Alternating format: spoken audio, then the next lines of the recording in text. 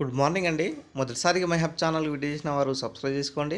కావాల్సిన ఇన్ఫర్మేషన్ కోసం కామెంట్ తెలియపరచండి. అదేవిధంగా వీడియో నచ్చినట్లయితే లైక్ చేయండి అండ్ షేర్ చేయండి సార్.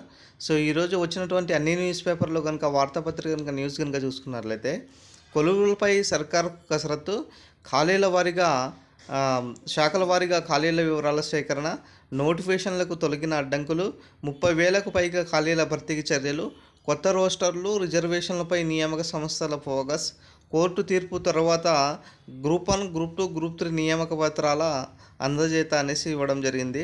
సో మొత్తానికైతే తెలంగాణ ప్రభుత్వము అతి ప్రతిష్టాత్మకంగా చేపడుతున్నటువంటి గ్రూప్ 1, గ్రూప్ 2, గ్రూప్ 3 పరీక్షలు ఏదైతే ఉన్నాయో ఆల్రెడీ దీనికి సంబంధించినటువంటి వెరిఫికేషన్ కూడా దాదాపుగా అయిపోయినాయి. కానీ ఇక్కడ గ్రూప్ 3 సంబంధించినటువంటి వెరిఫికేషన్ ఒకటి పెండింగ్లో ఉండడం జరిగింది. కాబట్టి ఈ 1 or 2 డేస్లో ఏ క్షణంలో అయినా గ్రూప్ 1 తీర్పు రిజర్వ్ చేశారు కాబట్టి రావచ్చు. కాబట్టి మరి గ్రూప్ 1 రిజల్ట్ రాగానే గ్రూప్ 2 అండ్ గ్రూప్ 3 సంబంధించినటువంటి ప్రక్రియ కూడా శరవేగంగా చేయాలనే ఉద్దేశంతో ఈరోజు ప్రభుత్వం ముందడుగు వేయడం జరుగుతుంది. అదేవిధంగా గతంలో సర్కారు ఇచ్చినటువంటి ఏదైతే మాట ఉన్నదో మన జాబ్ క్యాలెండర్ను రీషెడ్యూల్ చేసి ఎస్సీ వర్గీకరణ కారణంగా ఆగిపోయినటువంటి ఈ యొక్క జాబ్ క్యాలెండర్ను మళ్ళీ భర్తీ చేయాలన్న ఉద్దేశంతో ఈరోజు ప్రభుత్వం ముందు అడుగు వేయడం జరుగుతుంది. సో గతంలో మాదిరిగానే మరి ఏదైతే గతంలో ప్రకటించారో మరి అక్టోబర్లో ఫస్ట్ వచ్చినటువంటి గ్రూప్ 1 సంబంధించినటువంటి ఉద్యోగాలైనా సరే, మరి గ్రూప్ 2 అండ్ మిగతా డిఎస్సి అయినా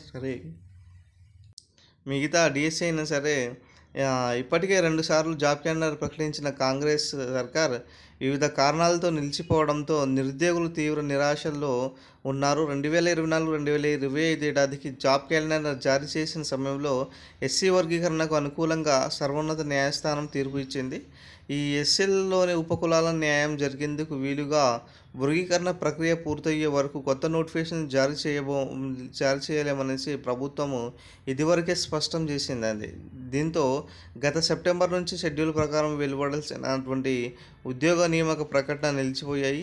ఏప్రిల్ 14వ తేదీన వర్గీకరణ అమల్లోకి రావడంతో ప్రభుత్వ విభాగాలు ఖాళీల గుర్తింపు ప్రక్రియ మొదలుపెట్టాయి.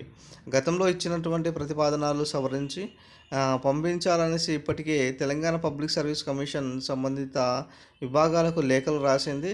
ఈ మేరకు ప్రభుత్వ విభాగాల్లో ఎస్సీ ఉపకులాల గ్రూపుల ఆధారంగా సవరణ ప్రతిపాదనలు పంపిస్తున్నాయి.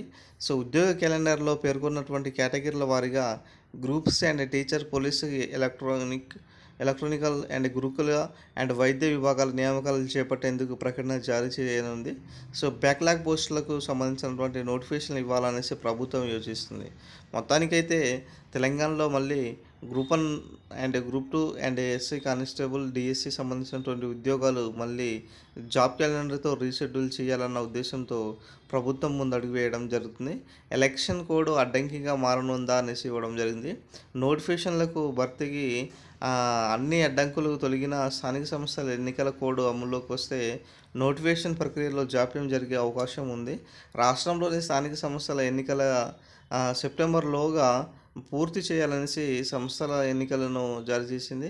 సో ఇందుకు సంబంధించినటువంటి ఇప్పటికే ప్రభుత్వం, రాష్ట్ర ఎన్నికల సంఘం, హైకోర్టుకు సెప్టెంబర్లోగా రాష్ట్రంలోని స్థానిక ఎన్నికలను నిర్వహిస్తామనేసి చెప్పాయి. సో మొత్తానికైతే ఏదైతే తెలంగాణ ప్రభుత్వము ప్రతిష్టాత్మకంగా చేపడుతున్నటువంటి వివిధ శాఖల్లో ఉన్నటువంటి ఉద్యోగాల భర్తీకి సంబంధించినటువంటి ప్రక్రియను వేగవంతం చేయాలన్న ఉద్దేశంతో, అదేవిధంగా కొత్త జాబ్ క్యాలెండర్ ప్రకారము నోటిఫికేషన్లు ఇవ్వాలన్న ఉద్దేశంతో ఈరోజు ప్రభుత్వం ముందడుగేస్తుందండి. ఏ క్షణంలో అయినా నోటిఫికేషన్ రావచ్చు కాబట్టి మీ యొక్క ప్రిపరేషన్ అనేది కంటిన్యూలో ఉంచుకోండి. సో ఇది మనకి ఈరోజు సంబంధించినటువంటి వీడియో అప్డేట్. వీడియో నచ్చినట్లయితే లైక్ చేయండి, షేర్ చేయండి, సబ్స్క్రైబ్ చేసుకోండి my dear friends. Thank you friends, thank you and all.